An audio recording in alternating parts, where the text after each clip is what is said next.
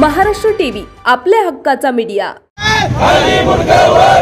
श्री स्वामी समर्थांचा अपमान करणाऱ्या ज्ञानेश्वर महाराजचं करायचं काय? हिंदू विरोधी शरद पवारांचं करायचं काय? हिंदू विरोधी शरद पवार करायचं काय?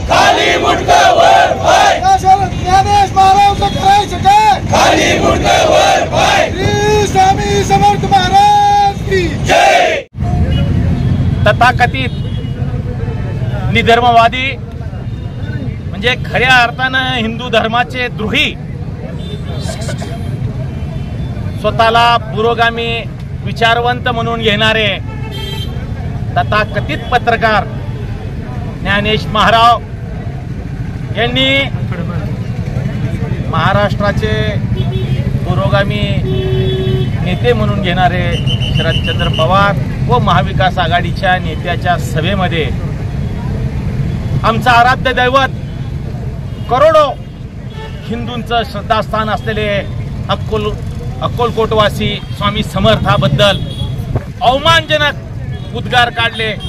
स्वामी समर्थांचा अपमान केला, प्रभू रामचंद्राचा अपमान केला, हिंदू धर्माचा अपमान केला।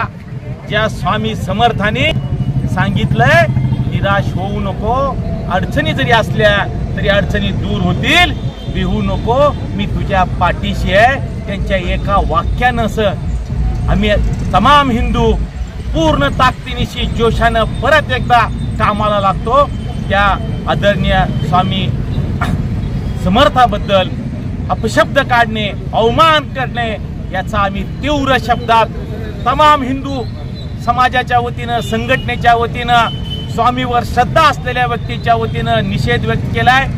आणि त्याचसोबत महाराष्ट्रातील महाविकास आघाडीचे जे नेते आहेत, भाई उद्धवराव ठाकरे व त्याचसोबत भाई शरदचंद्रजी पवार व भाई नाना पटोले यांना या माध्यमातून आव्हान आहे, तुमची काय भूमिका आहे? हिंदू धर्माचा अपमान करणाऱ्या ज्ञानेशजीच्या पाठीशी तुम्ही आहात का? मला महाराष्ट्रातली जनता विचारते, तुमची भूमिका समोरासमोर सगळ्यासमोर व्यक्त करा आणि तुमची जे चेहरे आहेत ते ही जनतेसमोर येऊ द्या। काय त्यांनी अपशब्द वापरले? अपशब्द काय वापरले?